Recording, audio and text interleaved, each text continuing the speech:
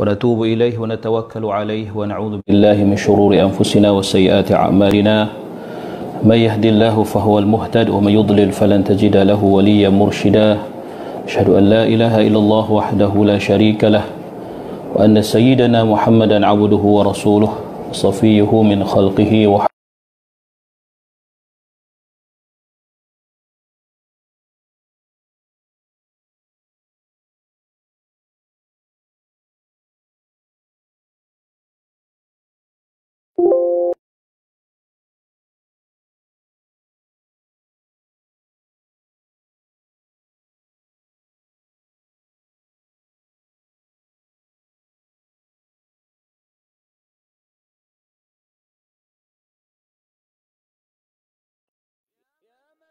حبيبه بلغ الرسالة وأدى الأمانة ونصح الأمة. Rahmati Allah Subhanahu wa taala. Boleh sementara saya maaf. Baik. Terima kasih Ustaz Firdaus duduk di Sarawak lagi tak balik lagi. Duduk di situ. Dan juga kepada sahabat-sahabat yang lain. InsyaAllah pada pagi ini kita akan ambil masa lebih kurang sejam sahaja seperti hari-hari yang sudah untuk kita sambung pengajian kita dalam kitab At-Tibyan fi Adab Hamalatil Quran. InsyaAllah kita akan teruskan pada pagi ini fasal berkenaan dengan al-ihsan, ya, al-ihsan lil muta'allim, ya, al-ihsan lil muta'allim, maknanya melakukan kebaikan kepada murid atau orang yang belajar. Baik.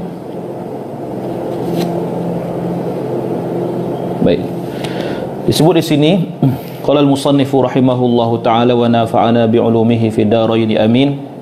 Dia kata qala wa yanbaghi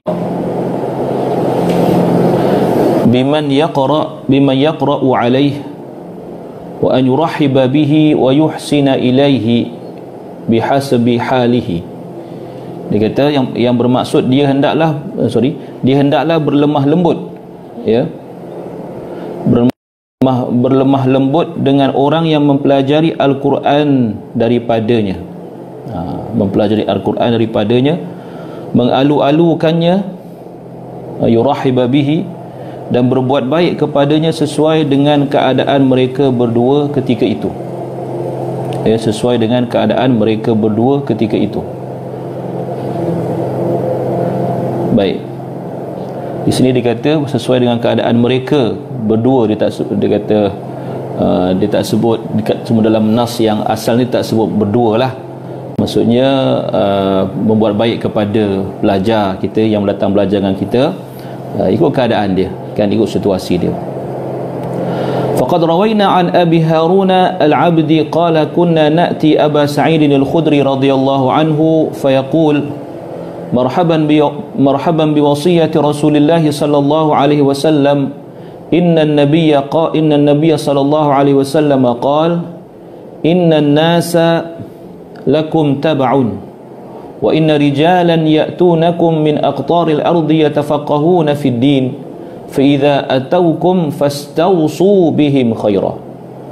Rawahu Tirmidzi wa Ibnu Majah wa ghairuhuma wa rawayna nahwahu fi Musnad ad-Darimi an Abi Darda radhiyallahu anhu. Kami uraikan sebuah hadis daripada Abu Harun al-Abdi, katanya kami datang kepada Abi Sa'id al-Khudri. Maknanya Abu Harun ni merupakan seorang tabi'in. Dia belajar dengan sahabat iaitu Abu Sa'id al-Khudri. Lalu beliau berkata, aku mengalu-alukan kamu dengan wasiat Rasulullah sallallahu alaihi wasallam. Sesungguhnya Nabi sallallahu alaihi wasallam bersabda, yang bermaksud yang nasis yang dia punya matan saya dah baca tadi, yang maksudnya sesungguhnya manusia adalah pengikut kamu. Maknanya wahai para sahabat, sesungguhnya ramai manusia dari seluruh pelosok dunia akan datang kepada kamu untuk mempelajari agama. Apabila mereka datang kepada kamu, berilah wasiat kepada mereka dengan kebaikan. Ini Nabi SAW pesan pada sahabat nanti bila sudah ketiadaan Rasulullah sallallahu alaihi wasallam, kamu akan dapati umat akan datang bertumpu, ya, bertemu dengan kamu wahai para sahabat, maka ajarkanlah ataupun ya berilah wasiat pesanan kepada mereka dengan perkara-perkara yang baik. Baik. Jadi kalau kita tengok ya dalam hadis ini, mana Nabi sallallahu alaihi wasallam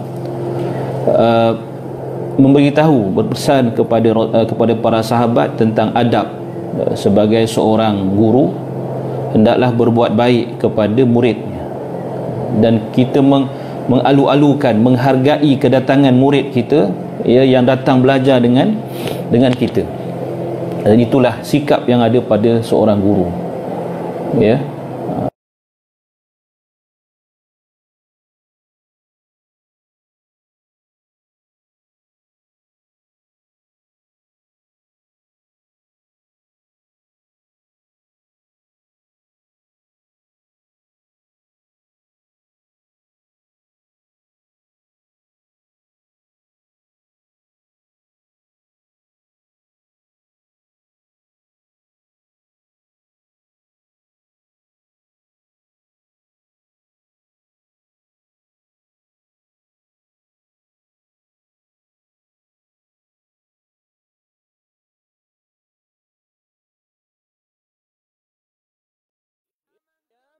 Sebab itu kadang-kadang dia kita jangan sampai orang kata apa, seseorang itu tidak akan datang belajar dengan kita, melainkan Allah hidayah dan petunjuk Allah kepada manusia yang sudi untuk mengambil ilmu daripada kita, untuk datang belajar tentang agama Allah dengan kita.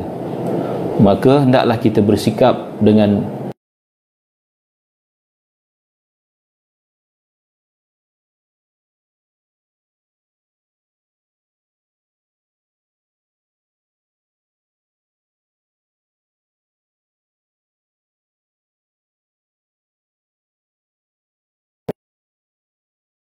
sikap yang dipesan oleh Rasulullah sallallahu alaihi wasallam, iaitu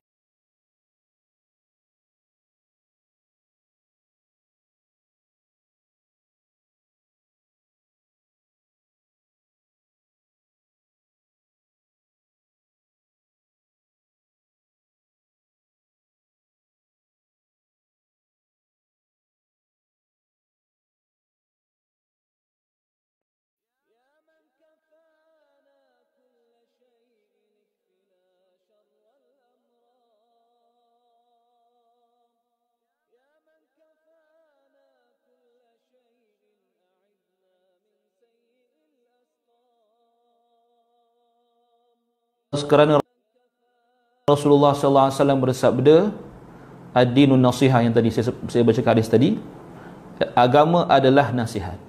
Islam ini adalah suatu cara hidup ad-din yang berasaskan, antara asasnya yang penting ialah ya memberi nasihat kepada kami bertanya kepada siapa, ya, maka dijawab, liman ya Rasulullah, ya, Nabi kata lillahi, kepada Allah, kepada kitabnya, rasulnya, mana pemimpin umat Islam, pemimpin daripada kalangan muslimin dan orang awam mereka. Cuma kita jangan salah faham. Kita kata, oh kita beri nasihat kepada Allah, macam mana pula kita beri nasihat kepada Allah pula, ya. Jadi maksud ya memberi nasihat, dia kata antara bentuk nasihat kepada Allah Ta'ala dan kitabnya ialah memuliakan pembaca dan penuntut ilmu Quran. Dia kata di sini, wa minan nasihati lillah, lillahi ta'ala wa li kitabihi ikramu qari'ihi wa talibihi. Antara maksud nasihat ya kerana Allah dan untuk kitabnya ialah ikramu qari'ihi wa talibihi, memuliakan pembacanya dan penuntutnya. Memuliakan pembaca Al-Quran dan penuntut Al-Quran, ya. Wa irsyaduhu ila maslahatih, membimbingnya kepada kebaikan, warifq wa rifqu bihi, ya, wa rifqu bihi maknanya apa? Menyantuninya. Ya, rifq maknanya apa? Suatu yang santun, ya, sesuatu yang bentuk kesantunan, layanan yang baik, kemesraan, itu yang ada dalam maksud rifq. Wa musa'adatuhu ala talabihim bima amkan, membantunya dalam pelajaran semampu yang boleh, ya, bantu dia. Saya ingat masa saya belajar di Mesir dulu, tuan-tuan, ya, perempuan sekalian, kan, saya ingat masa saya belajar di kuliah Quran, selepas habis di Syubra, masa di Syubra kami ramai pelajar-pelajar Malaysia, kan, ramai, alhamdulillah. Tapi masuk di kuliah Quran di Tonto ni tak ramai yang masuk. Best saya ada 3 orang, yang lain semua Arab dari seluruh Mesir. Sebab kuliah Quran di Azhar ni satu je, iaitu di Tonto sahaja. Jadi daripada mahat-mahat qiraat seluruh Mesir tu bertumpu di situ, yang sambung peringkat ijazah pertama, kan. Jadi tuan-tuan bayangkan, kami 3 orang pelajar Melayu, ya, pelajar Arab hampir dalam dekat beratus-ratus orang lah. Satu batch tu dalam 400-500, ya. Itu masa tahun 1, ya. Lepas tu masuk tahun 2, masuk tahun 3 saya seorang-seorang, sebab ada masalah kawan-kawan. Maksudnya yang kekal sampai habis tu saya seorang aja untuk batch saya. Jadi tuan-tuan boleh bayangkan, ya, start tahun 3, tahun 4 saya keseorangan, ya, tunggal, budak Melayu tunggal dalam kelas yang penuh semuanya dengan pelajar bangsa Arab Mesir. Jadi memang sangat-sangat mencabar, kan. Tapi yang menariknya ialah bila pensyarah-pensyarah yang mengajar di sana, bila dia tengok saya, dia akan cuba bantu. Maksudnya dia akan sedia untuk membantu saya. Contoh dalam kelas mereka akan cakap Fusha ketika mengajar, kan. Pensyarah profesor-profesor akan cakap Fusha, ya, bila tengok saya, sebab dia tahu saya mungkin susah nak faham kalau dia cakap Ammi. Lama-lama pelajar-pelajar kawan-kawan saya yang belajar, yang budak-budak Arab ni tengok doktor ni asyik kejap tukar cakap Ammi, kejap tukar cakap Fusha, dia kata tak payah. Dia kata Syekh Ikmal dia dah faham cakap Ammi lagi bagus daripada kita semua. Cakap Ammi pun tak apa. Itu masalah orang Mesir, kan. Jadi orang Mesir ni dia suka cakap Ammi lah, macam kita lah. Siapa nak cakap standard, kan. Ya, biasanya cakap orang kata apa, cakap bahasa berbual, bahasa bercakap, kan. Tapi alhamdulillah lah, ya. Maknanya kesediaan untuk membantu tu memang ada. Dia pelajar Arab ni tolong saya fotostatekan nota-nota untuk saya, kan. Kadang-kadang benda-benda yang susah dalam kuliah tu mereka buat nota bagi kat saya. Memang banyaklah bantu mereka, masya-Allah. Dan mereka tidak keberatan untuk membantu. Dan dia kata pada saya, kami tak tahulah macam mana engkau boleh lulus kuliah ni. Dia kata, kami ni orang Arab pun rasa susah mengaji kat sini, macam manalah engkau boleh lepas kuliah ni. Itu tadi, ya, kuliah Quran, ya, di Tonto. Masya-Allah, tabarakallah, alhamdulillah, ya. Baik, dia kata kata Imam Nawawi, dia kata wa ta'lifu qalbi at-talib, wa ta'lifu qalbi at-talib maknanya apa? Menarik hati pelajar, ya.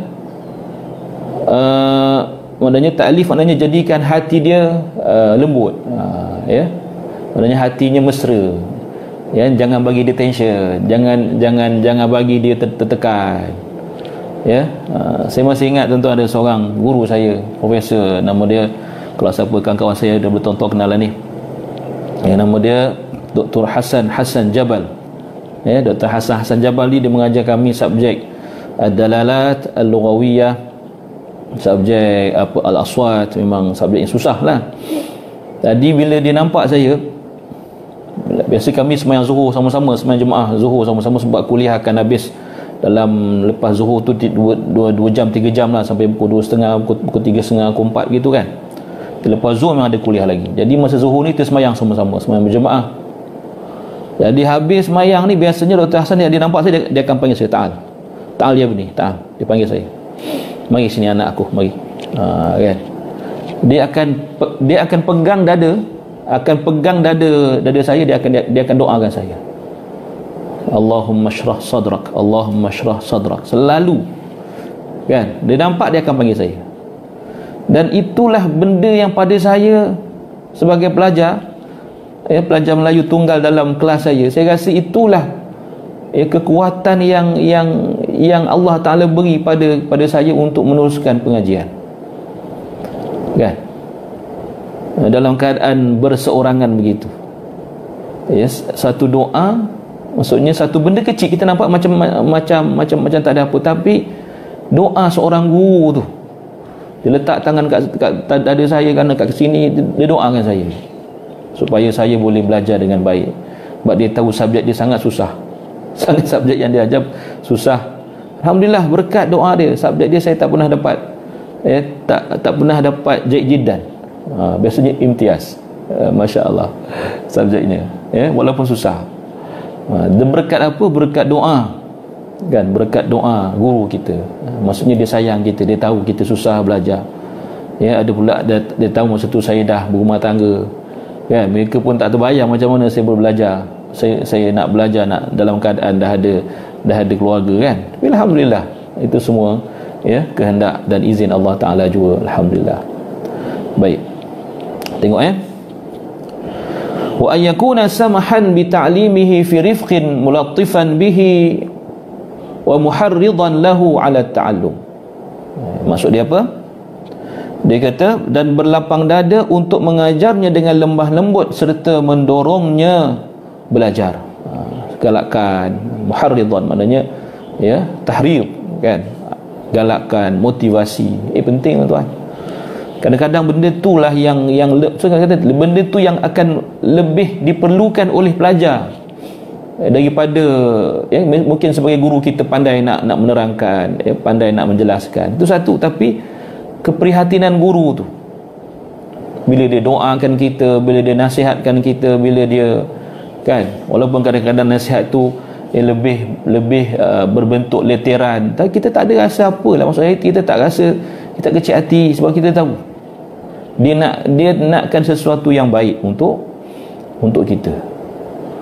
Sebab tu tak tahulah anak murid saya tak tahulah mereka suka ke tidak, kan. Tapi saya antara pensyarah yang suka belete lah, yang suka bercakap di dalam kuliah. Bukan bercakap benda tak betul, cerita-cerita. Saya suka bercerita, cerita pengalaman, cerita betapa susahnya belajar, cerita betapa pentingnya kita menjaga Quran, kan. Sebagai orang yang hafiz Quran, nak jaga Quran macam mana, bukan benda senang, tuan.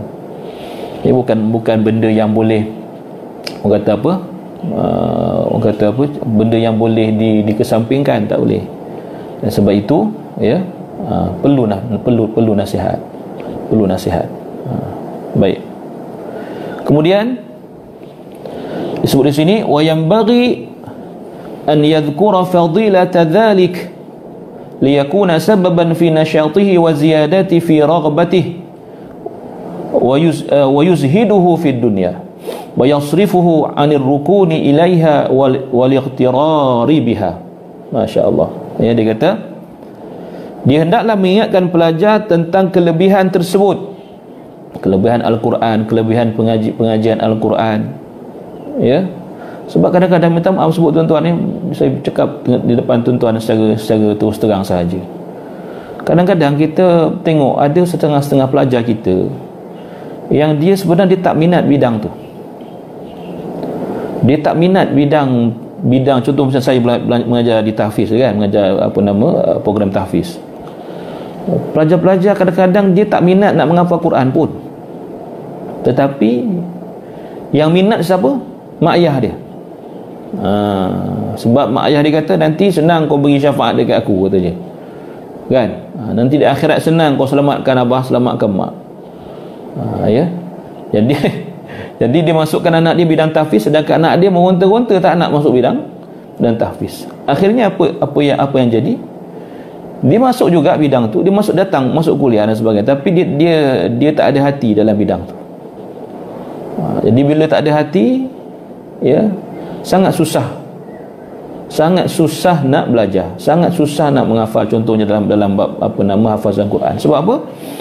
Hati. Sebab punca daripada niat tadi, niat yang tidak betul. Tadi kita baca niat itu kan.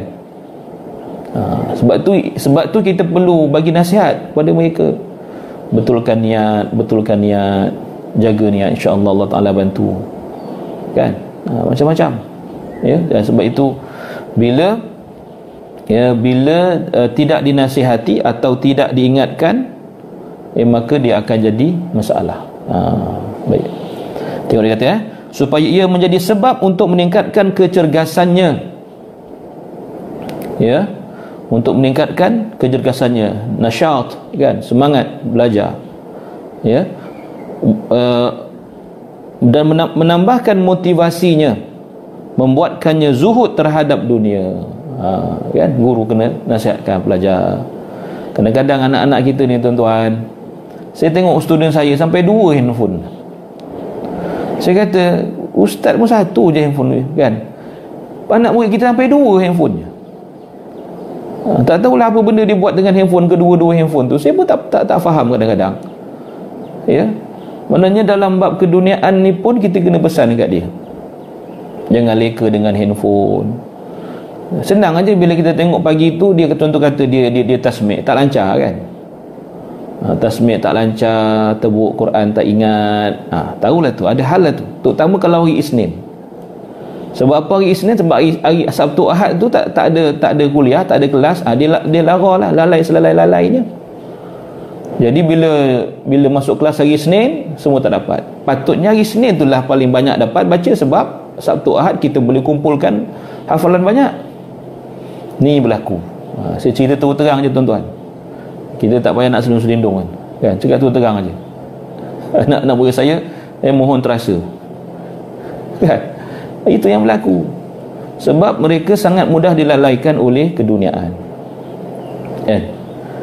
Kadang-kadang bila kelas pagi pukul 8, ramai yang lambat datang. Apa pasal lambat datang? Malam tidur lambat. Sebab apa tidur lambat? Sibuk dengan tengok movie, sibuk dengan macam-macam lah. Jadi itulah masalah. Sebab tu saya kata anak-anak kita zaman ini, cabaran mereka dalam belajar lebih susah sebenarnya, lebih mencabar daripada kita. Jadi kita perlu pesan kepada mereka sesuai dengan zaman mereka.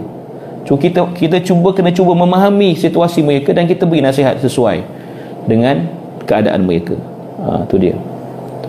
Dia kata memalingkannya daripada cenderung kepada dunia dan tertipu dengannya. Wal ightirar mana tertipu dengan dunia. Kan?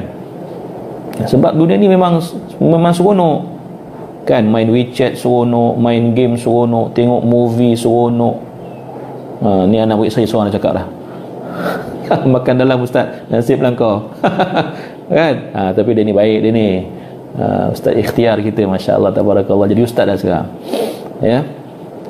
Jadi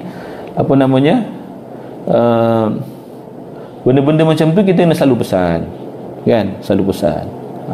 Apa lagi, semua benda seronok. Anak-anak muda pula, kalau kena pula pelajar tahfiz pula, contoh kata bercampur dengan pelajar yang bukan bidang tahfiz. Yang bukan bidang tahfiz, dia tak kena tasmik pagi-pagi. Dia tak kena hantar hafalan dia. Tak apalah, dia masuk kelas saja. Yang pelajar tahfiz kena tasmik. Jadi kalau dia sama hanyut macam kawan-kawan dia yang lain, lepas tu kita pun kata okey, asingkan pelajar tahfiz, duduk pelajar tahfiz. Sama juga. Mula-mula tu kata okey, takut terpengaruh, okey kita asingkan pelajar tahfiz, duduk asrama dengan pelajar tahfiz saja, tak campur orang lain. Lain pula halnya. Ya, wallahu a'lam. Itulah dia cabaran tuan-tuan. Cabaran ini bukan benda senang. Nanti anak-anak kita ni besok bila dia dah jadi guru seperti kita, seperti saya, dia akan rasalah macam mana kita rasa sekarang. Kan? Dia akan rasalah macam mana peningnya kita.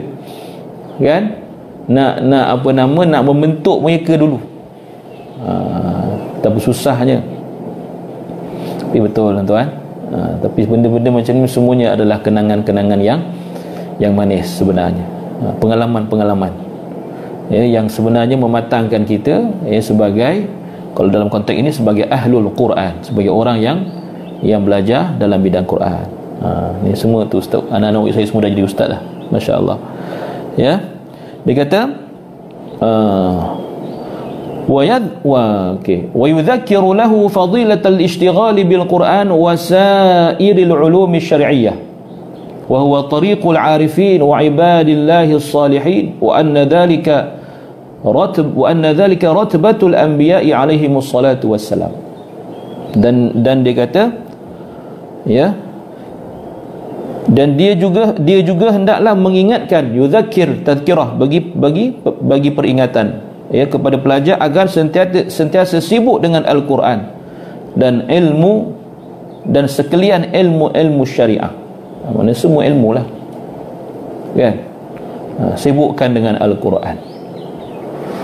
Sebab kita ni tuan-tuan, saya cerita saya lah, bukan cerita orang lain lah, kan?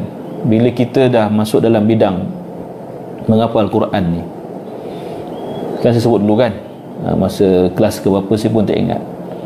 Yes, usaha kita nak maintain hafalan tu bukan benda senang. Bukan benda senang. Masa saya mengaji belajar di Azhar dulu kan, ya, dan saya tahu bila saya ke Mesir dulu, ya, hafalan saya tidak berapa kuat. Tak berapa kuat. Maksudnya 30 juzuk tu tak semua ingat dengan baik. Jadi kita usaha cari jalan macam mana nak bagi ingat balik Quran. Di Quran ni dia tak ada shortcut tuan-tuan, ya. Tak ada shortcut, dia tak ada jalan pintas. Cara dia apa? Ulang balik, tasmik balik. Jadi kita usaha pergi, ya, pergi jumpa syekh ini, minta buat kelas tambahan, pergi ke rumah dia tasmik, kan? Tiap malam saya tasmik dengan guru saya sampai khatam. Tak puas hati sekali, ulang lagi, tasmik lagi, kan? Tasmik lagi sampai khatam, ya. Tak puas hati lagi, tasmik lagi. Itulah dia. Ya, sampailah kita rasa Quran tu memang ada dalam dada kita, ada dalam hati kita, ya. Maknanya nampak Al-Quran tu. Buat macam-macam cara, kaedah, buat sendiri, ya, supaya nak ingat Quran. Buat, baca lagi, ulang lagi, tasmik lagi, i'adah lagi, ya. Suruh isteri saya test saya buat tes hafalan saya, tebuk hafalan saya tiap-tiap hari tu, usaha. Tapi alhamdulillah, ya, bila kita usaha, Allah Ta'ala pandang usaha kita, dan Allah Ta'ala akan beri. Allah Ta'ala akan beri. Dan bila kita dah dapat Al-Quran tu ada dalam hati kita, dan kita pula rasa seronok dengan membaca Quran, jadi sebab tu saya istiqamah semasa belajar di Mesir dulu lah. Istiqamah, ya, maknanya boleh istiqamah lepas itu, ya. Kita pastikan hafalan kita sentiasa segar, ya, dengan kita mengulang, membaca dalam solat, luar solat, ya. Dan alhamdulillah, itulah dia. Tapi kena usaha, tak boleh biarkan. Kerana kalau kita biarkan, ia akan menjadi suatu aib yang tersimpan. Aib yang tersimpan, suatu perkara yang memalukan yang kita simpan dan kita bawa ke mana-mana, iaitu Al-Quran yang kita pernah hafal sudah tidak ada dalam hati kita. Ini minta maaf saya sebut dengan kawan-kawan, anak-anak murid yang menghafal Quran sekalian. Inilah benda yang kita kena usahakan, ya. Jangan putus asa. Jangan kita asyik mengulang juzuk yang kita ingat aja, kan, ya. Kita fokus mana-mana juzuk yang kita tak berapa nak ingat tu, yang jangan masih ulang juzuk satu tu. Bila dulu kita dah ingat dah, sebab itu kita ulang selalu. Yang kita dah tak nampak langsung dah, usahakan. Memang susah, saya dah mengalaminya, memang susah, ya. Tapi percayalah, Allah tidak pernah buat zalim pada kita, ya. Bila kita usaha, bila kita ikhtiar betul-betul, ya, kita lawan segala perasaan yang malas tu, lawan perasaan yang apa nama tu, yang tak nak tu. Lawan dengan apa? Lawan dengan ketakutan dan kegerunan terhadap dosa tidak mengingati Al-Quran yang pernah kita hafal. Nanti kita akan jumpa bab itu insya-Allah. Ya. Tengok. Wa huwa tariqul arifin, dan ia merupakan jalan, dia kata ia adalah jalan mereka yang tekun dan para hamba Allah. Tariq.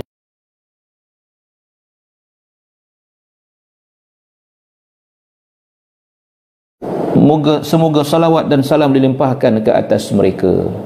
Maknanya ni perkara yang mulia. Ilmu Al-Quran, ilmu syariah, semuanya adalah ilmu yang bila kita pelajari akan meningkatkan kemuliaan kita di sisi Allah Subhanahu wa taala. Ya, kan itu kalau kita belajar, ya, kalau kita belajar apa namanya, apa juga ilmu, bila ilmu yang berkaitan dengan Quran, dia akan tulis rutbatuhu min asyrafil ulum li ta'alluqihi bil Quranil Karim. Ilmu Quran ni ilmu yang paling mulia kerana hubungannya, kaitannya dengan Quran. Sebab itu, ya, kalau kita hendakkan kemuliaan, kaitkanlah, hubungkanlah diri kita dengan sesuatu yang Allah muliakan. Nescaya kita akan dapat kemuliaan itu. Allah muliakan Quran, kita kaitkan diri kita dengan Al-Quran. Kita baca Quran, kita belajar Quran, kita faham Quran, kita hafal Quran, kita sampaikan Al-Quran, kan? Jadi kita mulia kerana Allah muliakan Quran. Ya, maknanya asbab kemuliaan itu, ya, mesti kita usahakan, baru kita mulia di sisi Allah. Ya, baru kita jadi mulia di sisi Allah. Apa juga termasuklah Quran yang terutamanya, kan? Dia kata di sini, wa yanbaghi an yushfiqa 'ala at-talib wa ya'tani bi masalihi ka'tinaihi bi masalihi waladihi wa masalihi nafsihi wa yujra al-muta'allim mujra waladihi. Ya, sorry, bukan wa yujra, wa yujriya, wa yujri al-muta'allimu, sorry, wa yujri al-muta'allima mujra waladihi. Baca salah ni marah guru saya nanti, kan? Fi syafaqati alaih wa sabri ala jafaihi wa su'i adabi. Tengok Imam Nawawi ni dia macam dia boleh baca saya punya pemikiran lah. Kan? Apa yang saya fikir tu dia dah sebut kat sini. Ya. Wa yu'dhirahu fi qillati adabihi fi ba'd al-ahyan fa innal insana mu'arradun lin naqais la siyama in kana saghira sin. Allahu akbar. Hebat Imam Nawawi ni, kan? Imam Nawawi ni kalau kita baca dia punya terjemah, dia punya biografi, kan, dia belajar satu hari 17 ilmu. Imam Nawawi kerana sibuknya dia belajar, sibuknya dia menulis dan mengajar. Selepas itu dia tak sempat nak kahwin, tuan-tuan. Imam Nawawi antara minal ulama il-uzzab, antara ulama-ulama yang bujang sampai ke akhir hayatnya. Bukan sebab dia tak nak kahwin, jangan salah faham, bukan kata dia menolak sunnah, tetapi kerana tak sempat, ya, tak sempat nak apa namanya, nak berfikir tentang berpasangan, hidup berpasangan. Ada kitab khas cerita pasal ini, kan? Kalau kita baca kitab Qimatuz Zaman Indal Ulama, ya, Al-Fatah Abu Qudah, kan, sebut ada ulama ni yang tak sempat nak makan,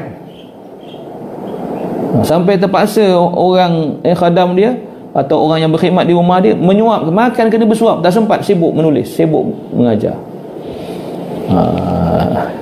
Kita tak sempat mengajar, sibuk makan. Ni PKP ni, asyik makan, lepas makan, lepas makan. Tuan-tuan dah sarapan belum? Saya dah sarapan dah, alhamdulillah. Ya, baik. Jadi di sini disebut, dia kata seorang guru hendaklah mengasihi pelajarnya dan mengambil berat tentang maslahahnya, kan? Ya, wa ya'tani bi masalihi, mengambil berat tentang masalah dan tentang maslahahnya, kepentingan, keutamaannya. sama seperti dia mengambil berat terhadap diri dan anaknya. Kena anggap pelajar-pelajar kita ni macam anak-anak kita. Sebab tu kadang kita beletih, sebab tu kadang kita marah, sebab tu kadang kita kita tegur, sebab anak kita. Kan, sebab itu mak bapak kena anggap kita ni guru sebagai bapa.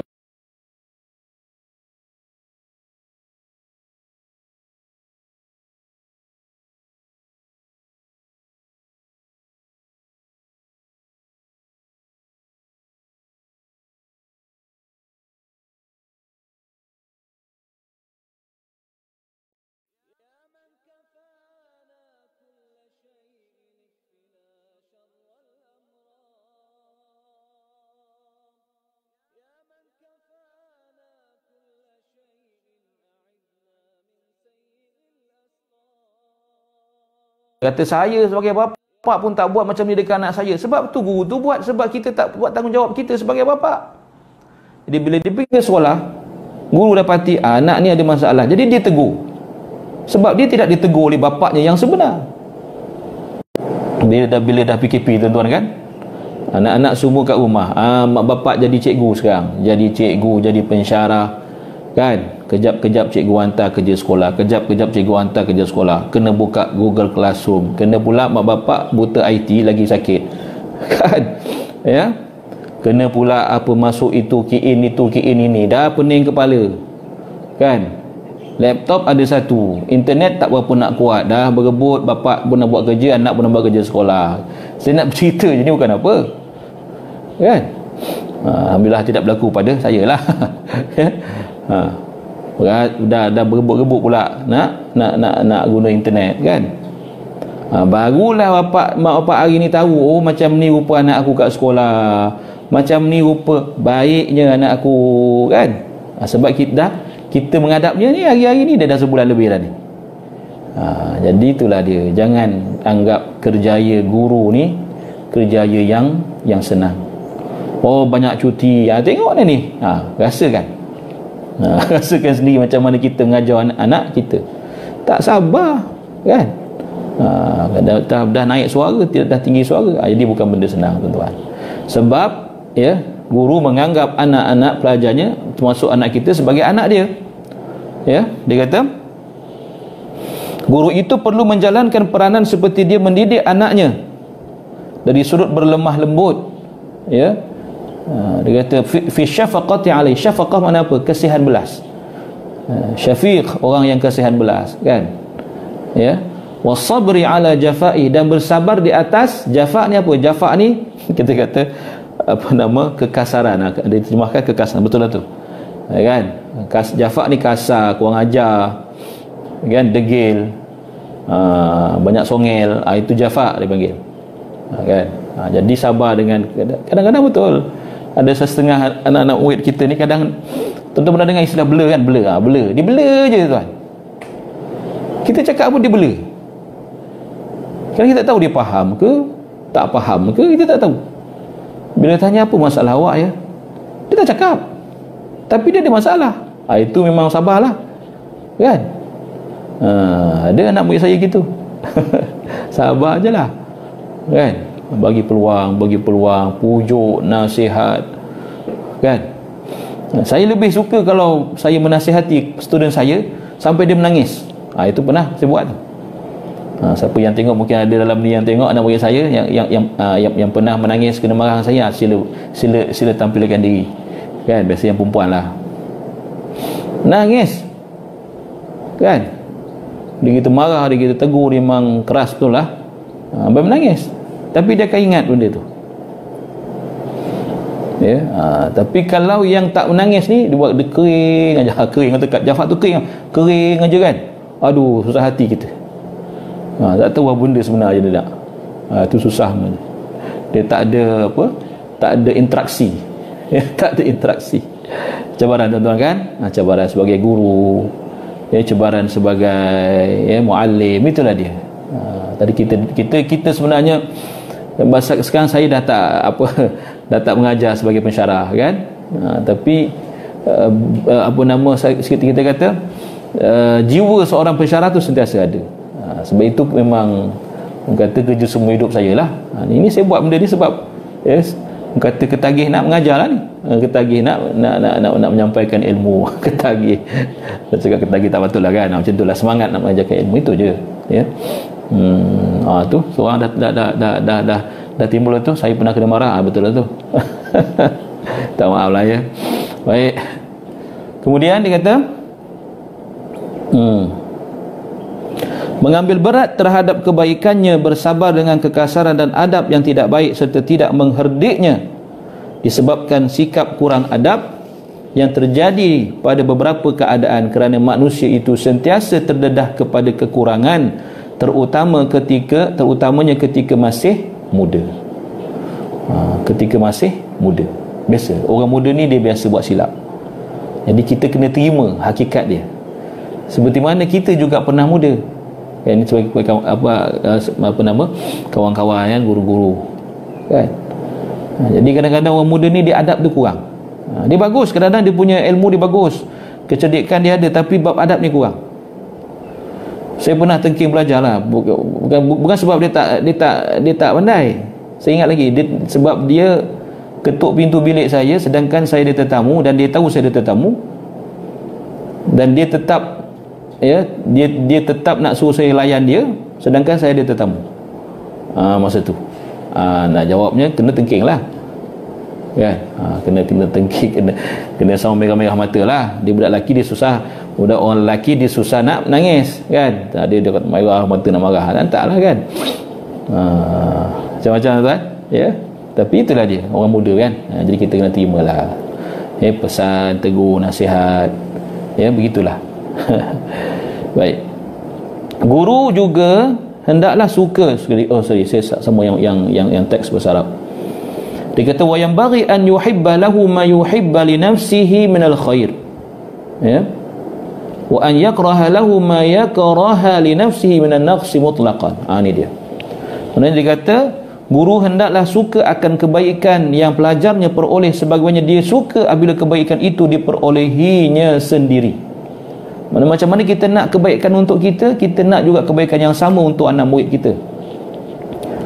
Ya, maknanya kalau kita seorang yang pandai dalam bidang itu, katalah kita pandai dalam bidang apa, dalam bidang ilmu apa, ilmu qiraat contoh kata, ataupun ilmu tajwid. Jadi kita nak anak murid kita pandai macam mana kita juga. Kan? So kita usaha untuk dia faham, untuk dia dapat sampai level yang kita juga dapat. Dan kita jangan rasa cemburu kalau anak murid kita lepas itu dia lagi pandai daripada kita. Itu biasa. Anak murid saya yang dah ada PhD sekarang. Anak murid saya dah ada PhD, mengajar di kuis lagi. Masya Allah. Dulu jadi anak murid, sekarang jadi dah lebih daripada saya. Adakah kita rasa cemburu? Tak. Kita rasa bersyukur, rasa bangga, rasa seronok. Masya Allah, hebat hantar kata kan. Doakanlah ustaz dia tak habis PhD lagi. Kan. Dan dia pula offer dia nak tolong saya kan. Masya Allah, ini anak murid yang bagus kan. Ini anak murid yang bagus. Nampak tak? Ini contoh kan. Dulu Allah takdirkan dia belajar dengan kita, apa pun dia tak tahu. Baca Quran pun lintang pukang kan, bahasa Arab lagi teruk. Dan kita ajar dia dengan sabar, dengan kasih sayang. Akhirnya dia jadi manusia yang lebih hebat daripada kita, dan kita merasa bersyukur kan. Dan kita rasa benda tu, rasa nikmatnya jadi sebagai seorang guru, rasa nikmatnya. Tak ada rasa cemburu, rasa bersyukur, rasa beruntung, rasa Masya Allah kan. Ini semua adalah kata watilkal ayyamu nudawiluha bainan nas. Itulah hari-hari yang Allah Ta'ala pusing kan kita ni. Hari ni kita sebagai guru, lagi 10 tahun anak murid kita pula jadi guru kan. Dan biasa kadang-kadang anak murid dah jadi doktor, profesor, kita baru ambil master, kita belajar dengan anak murid kita, biasa contohnya. Masya Allah kan. Gitu dia kata. Dan membenci kekurangan menimpa pelajarnya sebagaimana dia membenci kekurangan itu terkena pada dirinya. Begitulah kan kita pesan, nasihat. Sebuah hadis dia kata faqad thabata fi as-sahihain an Rasulillah sallallahu alaihi wasallam annahu qala la yu'minu ahadukum hatta yuhibba li akhihi ma yuhibbu li nafsihi. Hadis biasa kita dengar ni, Al-Bukhari, Muslim, An-Nasa'i, At-Tirmidzi dan Ibn Majah. Iaitu yang bermaksud tidak sempurna iman seseorang sehinggalah apabila dia suka akan sesuatu kebaikan diperoleh saudaranya sebagaimana dia suka apabila kebaikan itu diperolehinya. Itu dia. Kan?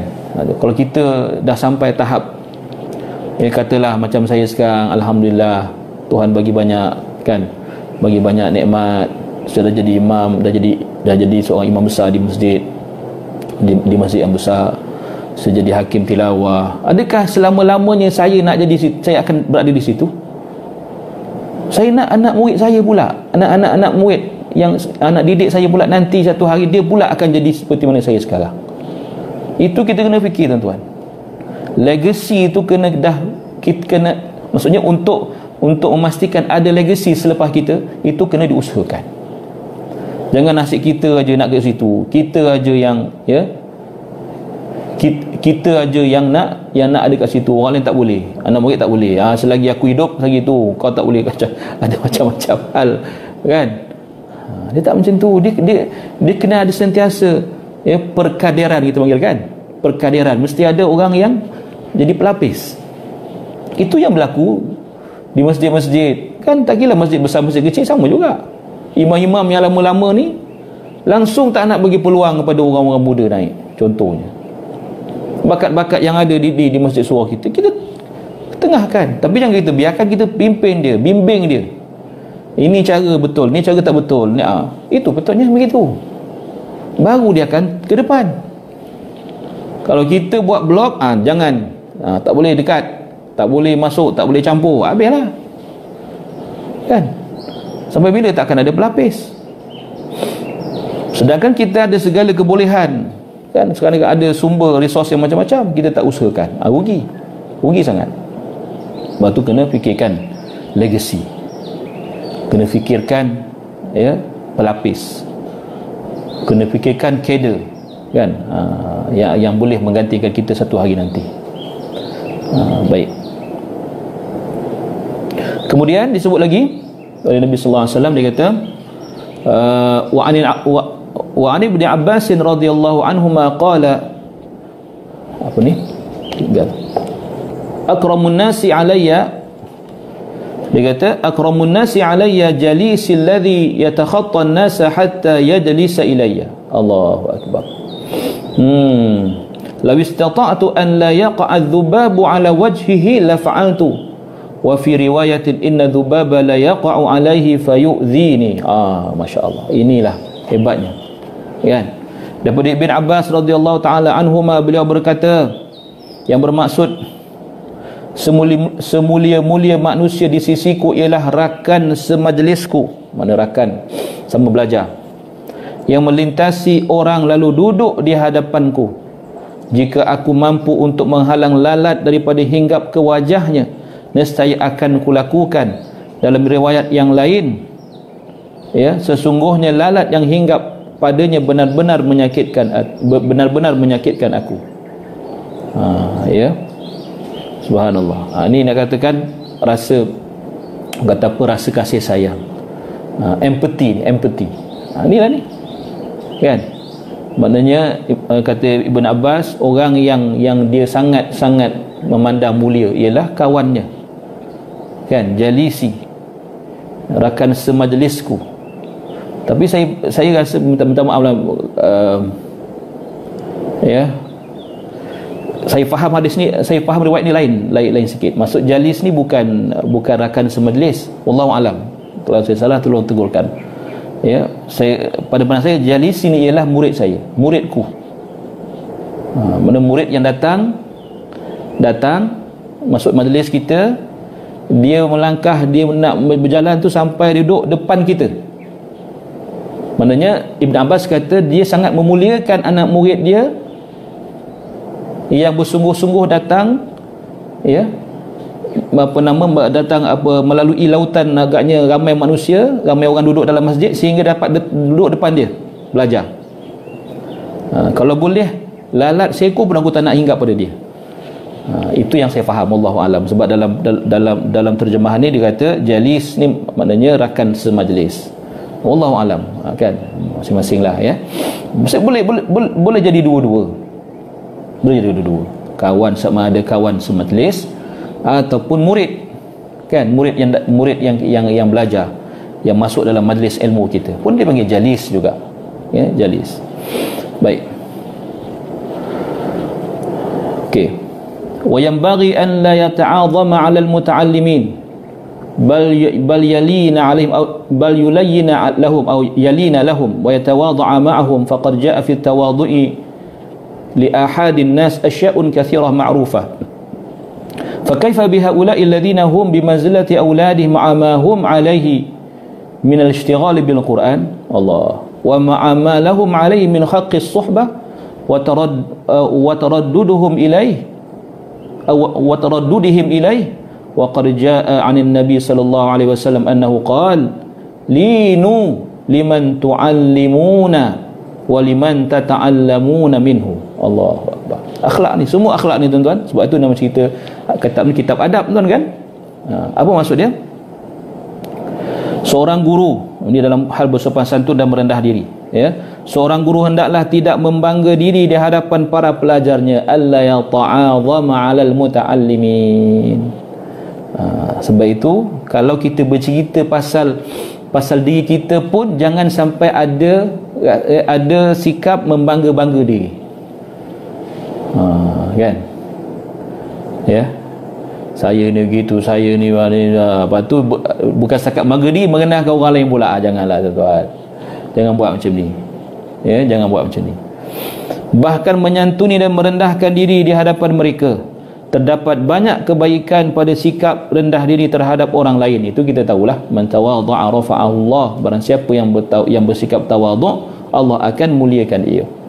Maka bagaimana pula dengan mereka yang diibaratkan seperti anak-anak sendiri, anak-anaknya sendiri. Takkan kita nak cakap, nak bangga-bangga diri depan anak-anak kita sendiri?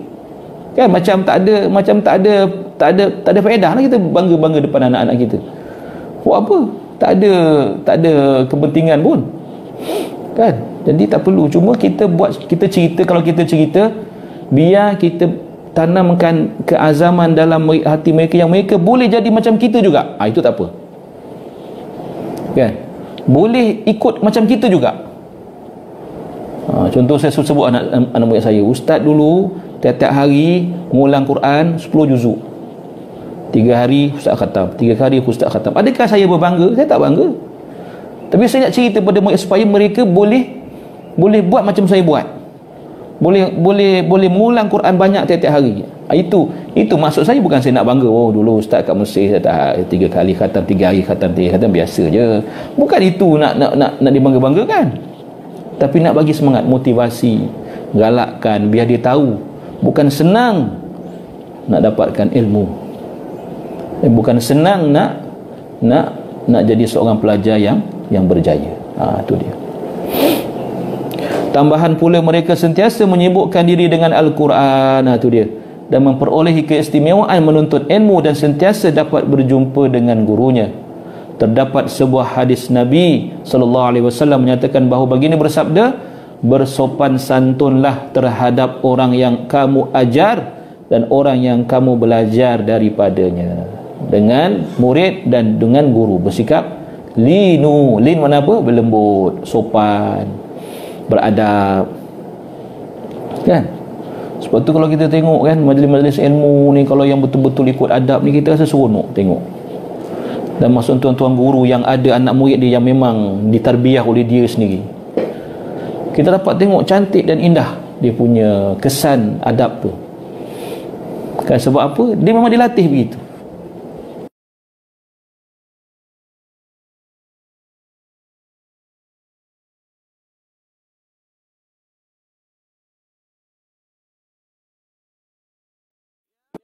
Dan adab inilah yang kadang-kadangnya benda yang hilang sebenarnya. Ya. Dan kita kena fikirkan macam mana kita nak masukkan adab dalam anak-anak kita sebelum kita masukkan ilmu dalam dia. Sekarang kalau dia macam sebut itu kan, kalau ilmu tanpa adab ni umpama api tanpa kayu api. Jadi dia tak akan dapat keberkatan ilmu kalau tanpa adab. Tak semestinya ilmu agama itu khusus, memang betul lah, memang berlebih-lebih lagi lah, ya. Ilmu lain, ilmu keduniaan hatta pun kan, adakah kerana dia tak belajar ilmu agama, dia belajar ilmu sains matematik, dia perlu jadi orang yang tidak ada orang kata apa, moral, tidak ada adab. Hormat guru ni bukan dalam agama kita je, betul tak? Hormat orang tua, hormat guru, hormat, kan, bersikap sopan santun, ini bukan dalam Islam saja, semua agama macam tu. Mana benda tu disepakati oleh semua manusia, diterima oleh semua manusia. Dia kata benda yang universal kan, dia sebut benarnya nilai-nilai universal. Apatah lagi kalau benda tu memang dalam agama kita ada benda tu wujud dan disebut secara khusus dalam kitab-kitab seumpama kitab yang sedang kita baca ni, kan? Tu dia. Sambungan lagi, wa an Abi Ayyub As-Sakhtiyani rahimahullahu qala yanbaghi lil alimi an yad'a at-turaba ala ra'sihi tawadhu'an lillahi azza wa jalla. Ini dipanggil simbolik lah, ya. Abu Ayyub dia kata Abu Ayyub As-Sakhtiyani meriwayatkan dengan berkata, seorang yang berilmu atau seorang alim hendaklah menabur pasir di atas kepalanya sebagai tanda tawaduk kepada Allah Subhanahu wa taala.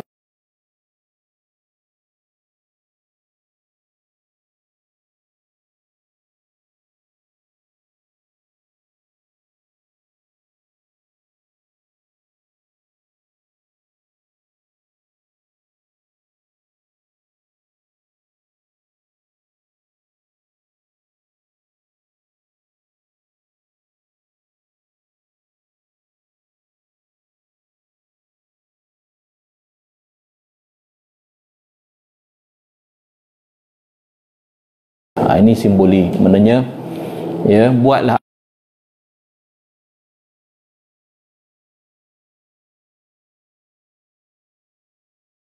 apa sahaja yang menandakan orang kata gagal, tak, kan?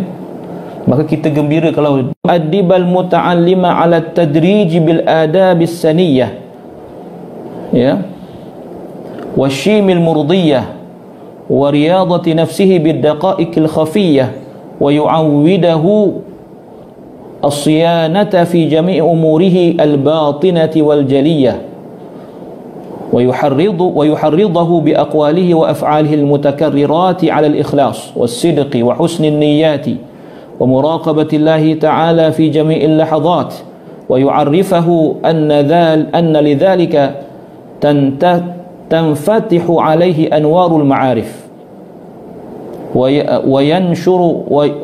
yanshuru sadruhu wa yatafajjaru fi qalbihi yanabi'ul hikami wal lataif wa yubarika lahu fi ilmihi wa halihi, ya, wa yubariku lahu fi ilmihi wa halihi wa yuwaffiqu fi af'alihi wa aqwalihi. Maksud dia, ya, maksud tajuk dia fasal ni membimbing ke arah kebaikan. Pelajar perlu dididik, an yu'addibal muta'allim,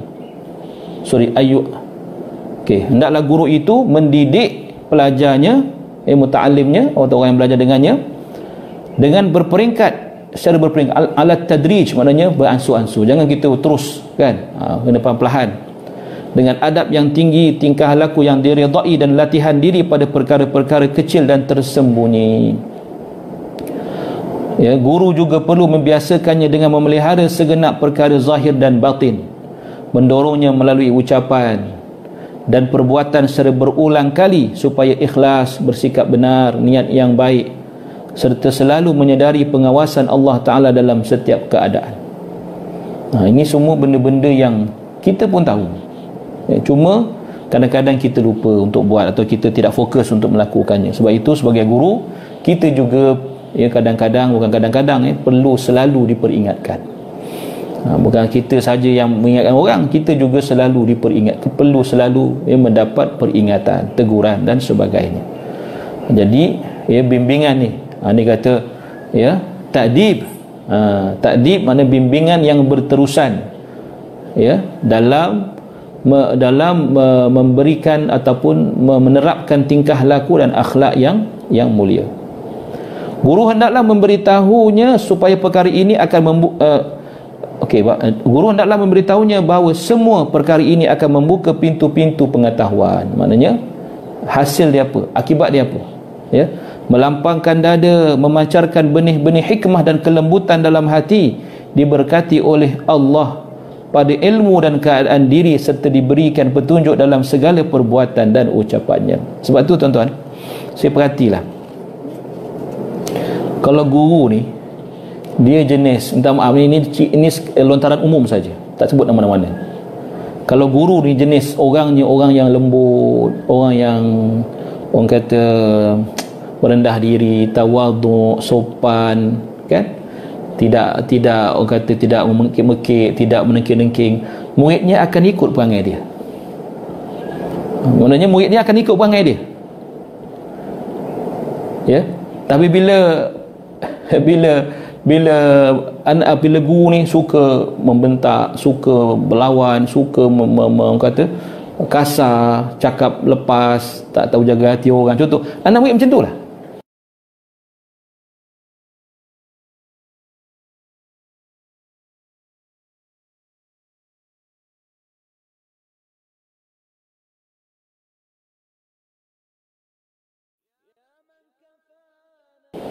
Sebab acuannya daripada dia yang mengacu, dia yang membuat acuan itu. Jadi bila acu macam tu, keluar kuih macam tu. Takkan acuan bulat keluar kuih 4 segi, kan? Macam tu lah. Sebab tu kadang-kadang kita jangan salahkan murid kita. Kita perlu melihat diri kita. Kadang-kadang kita yang mencorakkan dia, menyebabkan dia jadi macam tu. InsyaAllah kita sambung lagi tuan ya, pada pertemuan yang akan datang. Baik. Qulu qawli hadha wa astaghfirullahal azim li wa lakum. Wassalamualaikum warahmatullahi wabarakatuh. Subhanakallahumma bihamdika asyhadu an la ilaha illa anta astaghfiruka wa atubu ilaik. Bismillahirrahmanirrahim. Wal 'asr innal insana fi khusr illa alladhina amanu wa 'amilus solihat wa tawassaw bil haqqi wa tawassaw bis sabr.